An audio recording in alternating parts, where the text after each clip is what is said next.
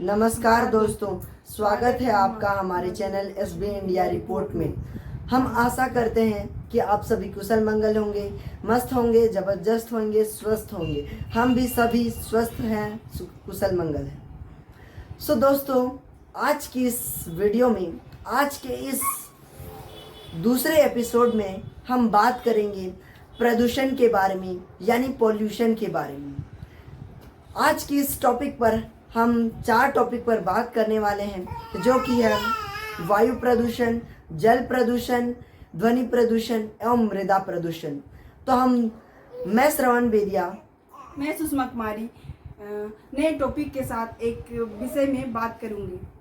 तो सबसे पहले हम बात करेंगे कि वायु प्रदूषण क्यों फैलता है, और आखिरकार हम देखा जाए कि अलग देश से, यानी कि इंडिया देशों से अगर दूसरे देशों में देखा जाए तो स्वच्छ यानी प्रदूषण बहुत कम है, और हमारे देश में यानी इंडिया में प्रदूषण पर सरकार जो ज़्यादा ध्यान नहीं देती है, और प्रदूषण हमारे देश में बहुत ज़्यादा अधिकतम बहुत ही ज़्यादा फैलता है।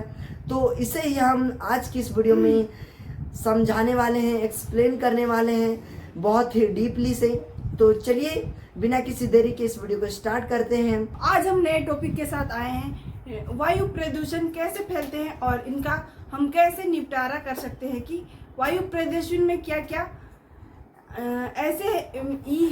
ऐसे उपकरण हैं जो वायु को प्रदूषित करते हैं।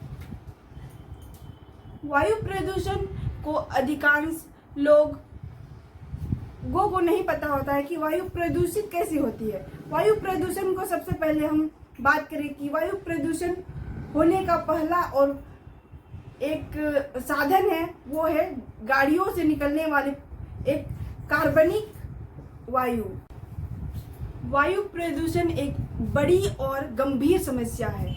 वायु प्रदूषण देश के और अनेक भागों में एक फैल रहा है, बहुत ही गंभीर तरीके से फैल रहा है। वायु प्रदूषण हमारे भारत में ही नहीं, अनेक देशों में ये एक समस्या के रूप में उभरता हुआ, निकलते हुए आगे बढ़ रहा है। तो हम आज जानेंगे कि वायु प्रदूषण के कारण क्या है और हम कैसे इसको रोक सकते हैं।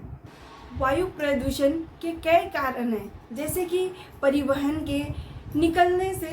परिवहन से निकलने वाले कार्बन डाइऑक्साइड से हमारे वायु प्रदूषित होती है और हमें सांस लेने में कठिनाइयाँ होती है, और उस श्वास के जरिए हमारे शरीर में एक बीमारी उत्पन्न करती है। वायु प्रदूषण से हमारे इन्वायरमेंट में रहने वाले अनेक जीव जंतुओं को कई सारी कठिनाइयों का सामना करना पड़ता है। वायु प्रदूषण में कई ऐसी गैस पाई जाती है जो हमारे पर्यावरण को प्रदूषित तो करती ही है, हमारे आगे की जनरेशन को भी खराब करती नजर आ रही है। इस समस्या को अगर भविष्य में निपटारा नहीं किया गया तो भविष्य में और भी गंभीर खतरा के रूप में साबित हो सकती है। वायु प्रदूषण कई सारे उपकरणों से भी निकलती है, जैसे कि रेफ्रिजरेटर से CFC क्लोरोफ्लोरोकार्बन एक बड़ी समस्या उत्पन्न कर रही है। इससे मानव के शरीर को बड़ी गंभीर बीमारी उत्पन्न कर रही है, जैसे कि चर्म रोग, कई प्रकार के रोग उत्पन्न कर रही है। ये एक बीमारी तो है, लेकिन बहुत बड़ी गंभीर समस्या भी है। इसका इलाज तो हमारे देश में हो रही है, लेकिन बहुत ही धीमी मात्रा में हो रही है, जिससे हमें इसको सुधारने की आवश्यकता है। अगर हम इसको नहीं सुधार पा रहे हैं तो हमको इसके ऊपर शोध करने की आवश्यकता है। प्रदूषण को रोकने के कई सारे उपाय हैं। अगर इनको हम रोकने का विचार अपनाते हैं तो हम वायु प्रदूषण को बहुत ही आसानी तरीके से रोक सकते हैं। वायु प्रदूषण को रोकने के लिए हम कई जागरूकता अभियान चला सकते हैं, जैसे नुक्कड़ नाटक के जरिए हम लोगों को समझा सकते हैं कि पेड़ लगाओ, वृक्षारोपण करो, और कई सारे ऐसे हम सुझाव दे सकते हैं, कई सारे माध्यम बना सकते हैं वायु प्रदूषण को रोकने के लिए। अब हम बात करते हैं जल प्रदूषण के बारे में। आखिर जल प्रदूषण, आज के इस युग में जल प्रदूषण की ज़्यादा से ज़्यादा मात्रा बहुत ही ज़्यादा बढ़ गई है। यहाँ तक कि गंगा नदी में भी इतना ज़्यादा जल प्रदूषण किया जा रहा है और अनेकों ऐसी पवित्र नदियाँ जिसे हम गंगा मैया यानी माँ के समान रूप कहते हैं, बट इनको यदि हम सामने से जाकर देखें तो इतना जल प्रदूषण है कि आप सोच नहीं सकते। तो आखिरकार इतना जल प्रदूषण होता कैसे है और हमारा देश जल प्रदूषण के कारण आज पानी की पूर्ति कर नहीं पा रहा है। तो कैसे हम आज की इस वीडियो में हम लोग जानेंगे कि जल प्रदूषण कैसे होता है और इसका निपटान हम कैसे कर सकते हैं। तो देखिए, जल प्रदूषण को समझने से पहले हम लोग जानते हैं कि सबसे पहले जो जल प्रदूषण है वह कैसे होता है, यानी कहाँ से शुरुआत होती है। जल प्रदूषण ज़्यादा से ज़्यादा हमें नदियों में यानी तालाबों में और भी बहुत ऐसे स्रोत हैं जहाँ दिखने को मिल जाते हैं। जैसे कि जल प्रदूषण में फैक्ट्रियों से निकलने वाले जितने भी गंदे पदार्थ होते हैं, जितने भी गंदी नालियों से निकलते हुए वह सारे नदियों में बहाए जाते हैं। जितने भी कचड़े होते हैं उसे नदियों में बहाया जाता है, तालाबों में फेंका जाता है, जिससे जल प्रदूषण होता है।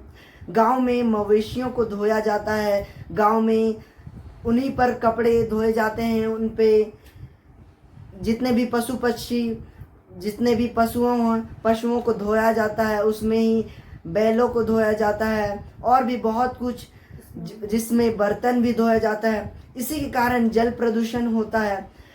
और इससे जब भी कोई व्यक्ति उसमें नहाने जाता है, जिससे कि हमारा ऊपर चर्म रोग जैसी बीमारियां, हालांकि हम इसे देख नहीं सकते, अगर आप माइक्रोस्कोप से इसे देखेंगे तो आप पाएंगे कि आपको क्या क्या हो सकता है, जैसे चर्म रोग, ऐसी बहुत सी बीमारियां आपको हो सकती हैं।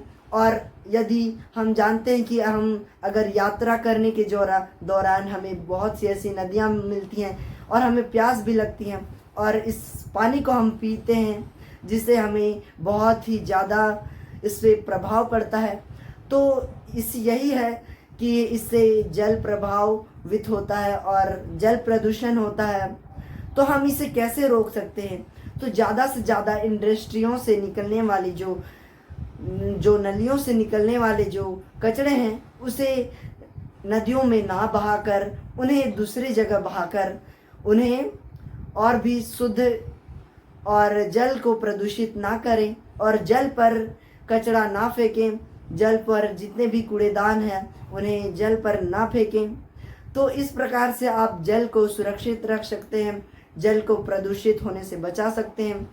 तो इसी प्रकार से हम जानते हैं कि आज जैसे कि गंगा मैया और भी बहुत ऐसे नदियां हैं जो पूरी तरह से क्या हो चुकी हैं, प्रदूषित हो चुकी हैं।